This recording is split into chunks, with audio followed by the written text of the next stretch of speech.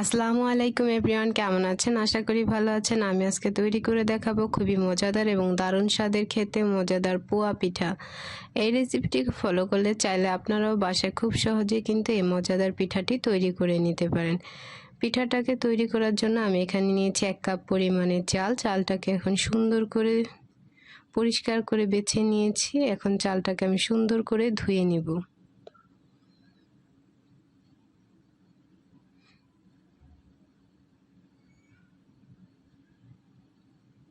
চালটাকে সুন্দর করে ধুয়ে আমি ভিজিয়ে রাখবো 2 ঘন্টার জন্য। দেখুন 2 ঘন্টা পরে আমি ভিজিয়ে রেখেছিলাম। এখন চালটা আমার নরম হয়ে গেছে। এখন আমি এটাকে পেস্ট করে নিব। দেখুন আমি এটাকে পেস্ট করে নিয়েছি। এই পেস্টটাকে চাইলে আপনারা পাটায় করে নিতে পারেন, ব্লেন্ডারেও করে নিতে পারেন। খুব মিহিভাবে কিন্তু পেস্টটাকে করে নিতে হবে। পিঠাটা তৈরি করার জন্য আমি পিঠার ব্যাটার তৈরি করে নেব। এখানে দিয়ে দিলাম 1 কাপ পরিমাণে গুড়। আমি এখানে খেজুরের গুড় নিয়েছি এবং গুড়টাকে আগে থেকে পানিতে ভিজিয়ে রেখেছিলাম নিয়েছি। আর দিয়ে দিলাম সামান্য স্বাদ মতো লবণ আর একটু হালকা পানি দিয়ে সুন্দর করে পিঠার ব্যাটারটাকে তৈরি করে নিতে হবে। একবারে বেশি পানি দিয়ে দিবেন না। এই ব্যাটারটা পুরো তৈরি করতেই আমার প্রায় হাফ কাপ পরিমাণে পানি লেগেছে। আর এখানে আমি দিয়ে দিব 2 টেবিল চামচ ময়দা। ময়দাটাকে আমি দেখানো ভুলে গিয়েছি। সুন্দর করে হাতের সাহায্যে ব্যাটারটাকে তৈরি করে নিতে হবে। একটা ঘন টাইপের ব্যাটার করে নিতে হবে, একদম পাতলাও না একবারে ঘনও না। দেখলেই আপনারা বুঝতে পারবেন। আর যখন আপনারা এই ব্যাটারটা তৈরি করবেন তখনই আপনাদের একটা আইডিয়া হয়ে যাবে। দেখুন পিঠার ব্যাটারটা কিন্তু আমার রেডি হয়ে গেছে খুব সুন্দরভাবে।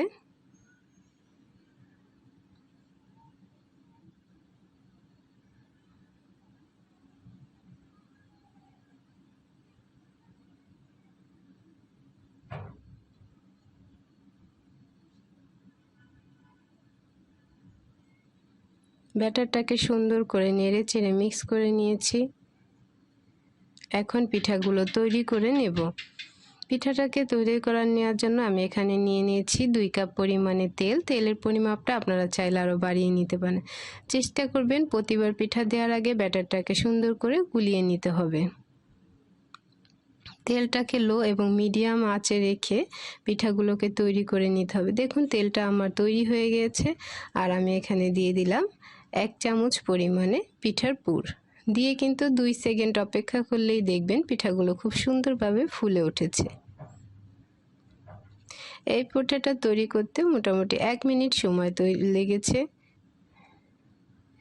1 মিনিট সময় হাতে নিয়ে তৈরি হয়ে যাবে এই ফুলকো ফুলকো মজাদার পিঠা। এভাবে আমি কয়েকটা পিঠা তৈরি করে আপনাদেরকে দেখাচ্ছি।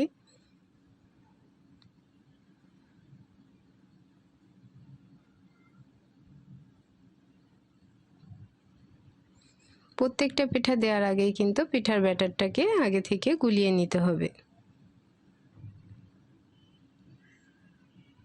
একইভাবে করে আমি প্রত্যেকটা পিঠা ভেজে নিব। ব্যাটারটা দেওয়ার সঙ্গে সঙ্গেই কিন্তু দেখবেন 1 সেকেন্ডের ভিতরে পিঠাগুলো ফুলে গিয়েছে। এই রেসিপিটিকে ফলো করলে চাইলে আপনারাও খুব সহজে বাসায় তৈরি করে নিতে পারেন মজাদার ফুলকো ফুলকো পোয়া পিঠা।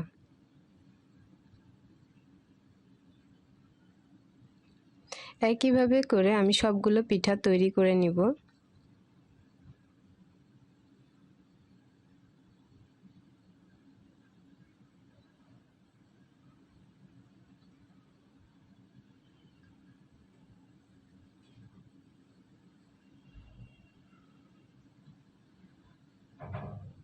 তৈরি হয়ে গেল আমার খুবই মজাদার এবং দারুণ স্বাদের খেতে মজাদার এই পোয়া পিঠা।